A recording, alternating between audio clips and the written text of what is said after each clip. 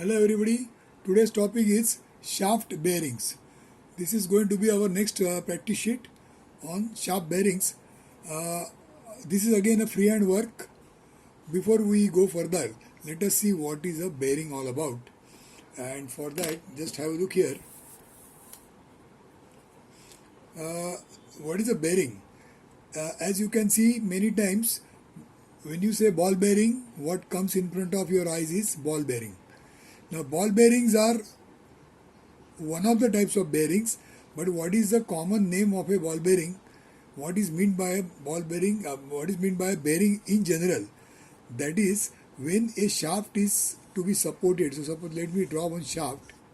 So, this is a shaft which is drawn. Now, this shaft, when it rotates, that time it needs some support. So, somewhere it has to be fixed. So, suppose I draw this kind of a box. Now in this box there is a hole, and in this hole the shaft is fitted. Now this box is stationary, which is a support. Now with this stationary support, now the shaft is in a position to rotate, because this is going to provide some kind of a support to the shaft. Now this support itself is called as a bearing. Now when you say support and a bearing, what it means is this has to basically support the shaft, but at the same time what happens is there is going to be a lot of friction over here. So just the shaft is resting on this is not enough. What happens is we are supposed to reduce the friction that is present over here, because if the friction is not reduced, then there is going to be a lot of wastage of power because of the friction over here. There will be reduction in the speed, there will be heat loss, there will be some removal of material, many things will take place if the friction is to be continued. So the shaft needs to be supported, and at the same time the support should be such that there should be minimum amount of wastage of power because of friction. So this bearing support, what is shown here, should be such that it should be able to provide a support as well as a reduction in the bearing, a reduction in the friction between the two contact surfaces. So having seen the basic shaft, now let's see further what are the different types and how the friction is reduced. So the same figure is shown here. So now if you see whatever is discussed just now, same thing is shown. There is a shaft. This shaft is put in this particular, it is called as a journal bearing. Now in this journal bearing the shaft is resting, and here there is going to be a friction which is to be reduced, which we will see later on. Now another arrangement is that the shaft is vertical. Sometimes the shaft is vertical, and this vertical shaft which is also rotating. So while it is rotating, you have to support its weight by some kind of a arrangement here. So this is called as a pivot bearing as one of the types. So this is a journal bearing, this is a pivot bearing which is used for a vertical shaft. So this kind of a support is called as a pivot bearing. Then the other type of bearing, which is same as the first one with slight difference, is that here this shaft was plain shaft. That means it was capable of moving like this in the both direction. It was capable of moving this way. But here what you see, that the shaft is provided with one step. So this diameter here is more than the diameter which is resting in this support. So as a result, what happens, this direction, if there is any force on the shaft, then this force will not be shifting the shaft in this direction. That means the shaft will not shift in this direction, and the entire load is taken by this particular collar on this surface. Okay, so this is a kind of bearing. This is a kind of bearing which is supporting the shaft, but at the same time it is taking the axial thrust on it. So in this case, this particular bearing is getting some kind of a force in this direction like this because of the step. So these are the basic three types of bearings: journal bearing, pivot bearing, and thrust bearing. Now having seen these basic types, now let's concentrate on the first one, journal bearing, and see how this friction is reduced, what kind of arrangement is made so that the friction will be reduced. So now let us look at this kind of a bearing support or a bearing. What is shown here is the same arrangement which was shown here, but with more details. So this particular journal is shown like this. Okay, so it is, maybe in this case it is made out of a casting part.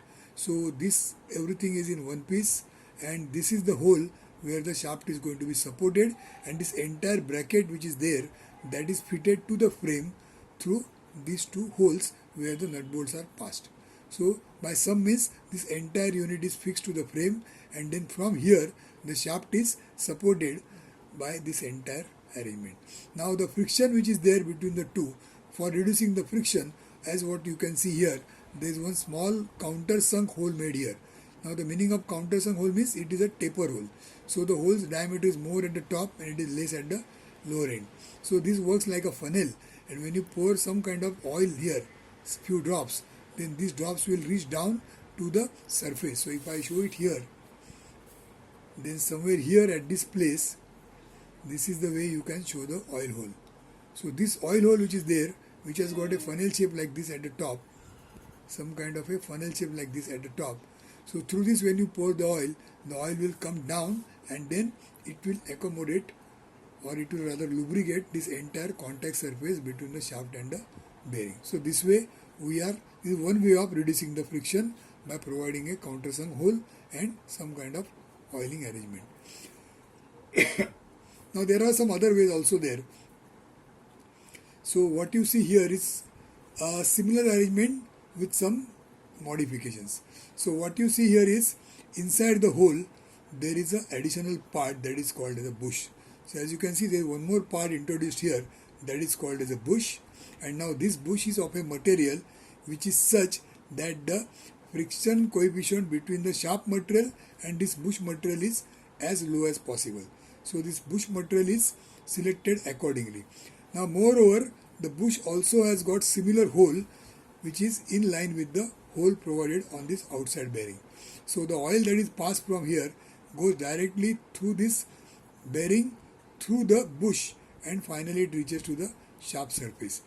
Another thing is, this bush we should see that the bush should not rotate. So when the shaft rotates, the shaft should not take the bush along with it, and the bush should not rotate. Bush should remain in one position only. For that, in this arrangement, there are many ways of doing it. In this case, at the common surface between the bush and the bearing, here there is a threading made, and in that a small grub screw is fitted. As you know, grub screw is something which doesn't have head, and there is a small chisel slot there which is operated by a screwdriver. So by this, you are putting one small grub screw here, so that this bush is prevented from rotation. So this is the arrangement. It is shown in half section. You can also see there is one hole here, so that the nut bolting can be carried out. Now the same arrangement is shown in the form of a front view, sectional front view. So you can see this is the entire bearing. Then there is a bush here, and inside the bush there is a shaft. Now the shaft is not shown, but at this place there will be a shaft, and you can notice that here at the common interface between the bearing and the bush, there is a tapping shown through which a grub screw is fitted, so that this bush will not rotate. Okay, so this is the kind of arrangement that is made, so that the friction is reduced, and at the same time the additional part that is fitted here, which is of a material where the combination of shaft material and bush material provides much less kind of coefficient of friction, which helps in reducing the power loss. Now this grub screw which is used here to prevent the rotation, there are many other ways of doing the same thing. So as you now see here down, there are various methods shown for preventing the rotation of the bushes. Now the bushes are also called as brasses. The bush which is shown here is also called as brasses. So now these brasses should not rotate. So one way is to provide a grub screw. And what are the different other ways? As you see here, to this brass or the bush, the shape is given like this. So on the ends there are some extra material which is something like a pin. So they are called as snugs. So when there are snugs like this, correspondingly there is a cavity made to accommodate the snug. So now this becomes a surface which is non-circular. So now if you try to rotate this, it will not be possible because of this obstruction here. So this is the way the bush is prevented from rotation. Another way is, as you see here, there is again a snug that is like something like a rod shape. Now that snug is exactly fitted into the hole which is provided hole that is provided on the outside bearing. So the snug goes inside the hole so that it gets automatically located, and the snug also has got a hole so that the oil passes up to the shaft surface, and because of the projection here like a snug, this particular brass or a bush is prevented from rotating along with the shaft. So all the functions are achieved by this snug with a hole which is fitted into the oil hole. Now another way is the bush or the brass has got outside surface which is like this, which is not a circular surface. Now if the outside surface is circular, the chances of rotation are there. That is what has happened here. So there was a grub screw fitted here. Now here what is done is the outside surface is given a non-circular shape, something like a square. So as a result, again this now bush is not in the position to rotate because of this shape. Sometimes some octagonal shape is given, 4 sides here, 4 sides on the upper side. So even this is also same method for preventing the rotation of the bushes. So these are the various methods of preventing rotation of the brasses or the bushes.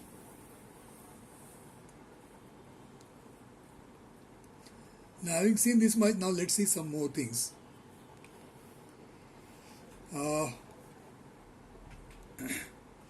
What is done here is the bushes are shown here again, and as you can see here, this is in two half sides.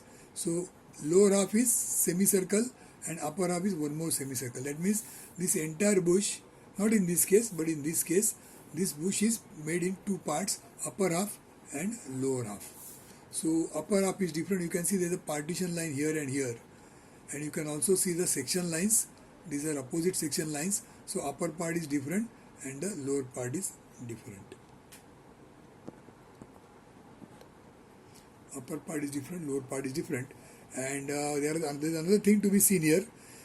If you see these two ends of the bush, they are provided with collars. Now what happens because of these collars? You can see here the diameter is extra here.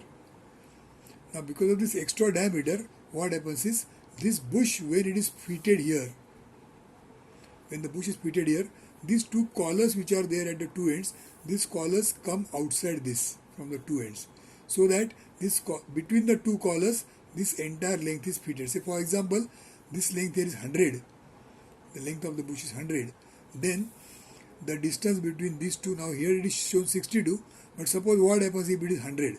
If it is 100 and if you put it here, then these two collars, they will remain outside here, so that this bush will not be moving actually like this because of the collars working as stoppers. So this is one facility that is shown here. Another thing to be noted is this outside diameter of the bush. That means say something like this diameter, this outside diameter of the bush, which is in contact with the bearing. So what is done is this diameter has to be located in the hole of the bearing. Now for that to happen, what is the way it is done is like this. Now in this example, this diameter, the locating diameter is 70 mm. You can see here, this diameter is, that means you can think of this diameter as 70 mm diameter, and the shaft diameter is this one. So in this case the shaft diameter is here, that is 50 diameter. So the shaft of 50 diameter and the outside diameter of the bush is 70. So it is something like this is 50 and this is 70. This outside is 70, inside is 50. But then are you going to machine this hole of size 70 for the bush, and there is a hole here again of 70 side. So hole as well as the bush, both if you make of 70 diameter, what will happen is there is going to be a lot of machining cost involved. So what is done is the outside of the bush is modified, and the hole of the bearing, that means this hole, that is a continuous hole of of diameter 70 throughout, end to end. But the bush diameter, which is supposed to be 70, that 70 is not throughout the length, which you can see here. This 70 diameter is not throughout the length. See, you can see here the diameter is 70 here, the diameter is 70 here, and in between the part here the diameter is less than 70. It is shown maybe somewhere here.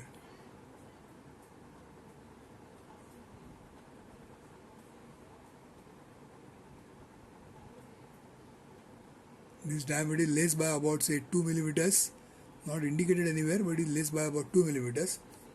So as a result, what happens is that their contact surface is reduced. So if you take a section, then I'll show you here.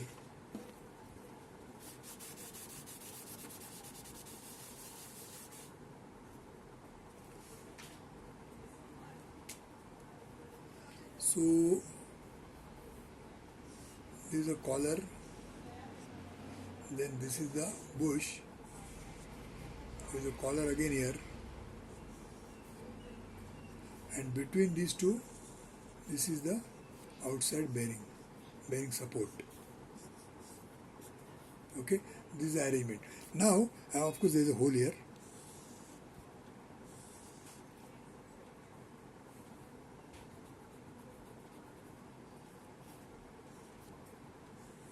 It is like this. So in this hole the shaft will be fitted. So suppose I draw a shaft, then this will be the shaft.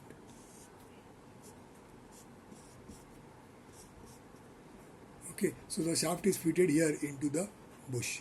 Now if you take a section, then it will look like this. So this is the bush.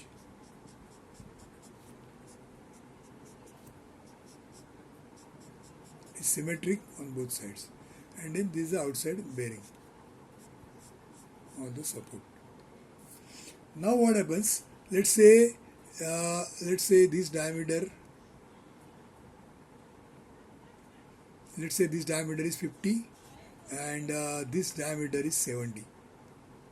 Now, if you machine this diameter 70 for the bush also and the whole of diameter 70 in the bearing also, then there is a machining cost involved everywhere.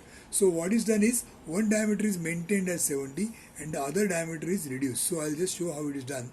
So this is the diameter of the outside part, and here this is the diameter of the inside part. That means this bush which is there, this part, this bush has got a diameter 70 and 70 only here, 70 here and 70 here, and in between the diameter is less than 70, say for example 65. So if the diameter is 65 here, what will happen is here it is 70 and here it is 65, so there is a clearance here. So you can see there is an empty space here. Both sides are not drawn here, but both sides it is there. See, something like this. So as a result, now the machining is required only here and here. And this surface can be rough. This surface can be rough, it will not come in contact here because there is a clearance. So the location, what is called as locating the diameters, that is concerned. At this diameter, at these two places, it is located. The rest of the place, they are not located. That means they are not coming in contact. But still you are getting the necessary support. The support is still obtained.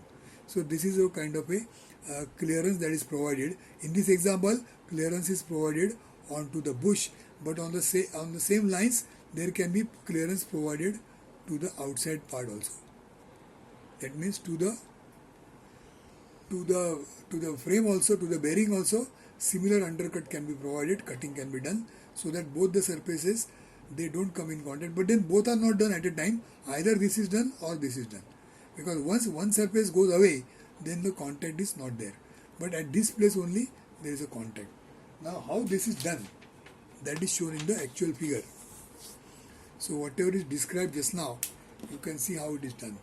So you will see here 70 diameter, 70 diameter, and in between this diameter which is less than 70, say it is 65 diameter. So the surface doesn't come in contact like what was shown, here. This is 70, this is 65, so it is under by about 2.5 mm. So that's why no contact. Another way is, now what is shown here is another way where the outside part is given undercut. So this is 75, like what was discussed here. This is 70 and this is 75. In that case, this is straight. This is as it is. Because both are not required to be done. So this is the diameter 70 is maintained. And for the bearing, the diameter is 75 and now the clearance is here. So now the undercut it is called as, the undercut is given in the bearing. So that is how it is shown here. So you can see this diameter is 70 and 70 on both sides, where the bush will come and touch. And here there is a relief given by additional diameter 75, so that 2.5 and 2.5 on both sides, that means the clearance, and this bush will not touch the bearing, it will touch to the bearing only at these two places. Okay, and the purpose of support will be achieved. So same thing is shown here in the form of sections. So we have seen how the shaft is supported. We have seen how the shaft is supported, various ways of supporting the shaft. The shafts are supported like this, and out of that, this journal bearing we have studied in details, where first we saw there is a oil hole provided so that the oil reaches to the surface. In the second case, there is an oil hole as well as there is a bush, so that there is double protection. The friction is reduced by oiling, and at the same time it is reduced by a good amount of material, good type of material which has got low coefficient of friction. And then how to prevent this kind of bushes from rotation? Various methods are there for preventing rotation. One is the grub screw fitted at the common surface, and then various shapes are given to the outside surface so that the rotation is prevented. It is called as preventing rotation of brasses. Then we saw how the contact surface is reduced so that the machining cost is reduced. So that is done by giving some kind of a undercut to the bush or providing undercut to the bearing. Okay, either to the bush or to the bearing, undercut is provided so that the contact surface is reduced. Contact is taking place only at the two ends. So that is sufficient to provide the support. So that is what we learned from this figure. So today's exercise is called as shaft bearings.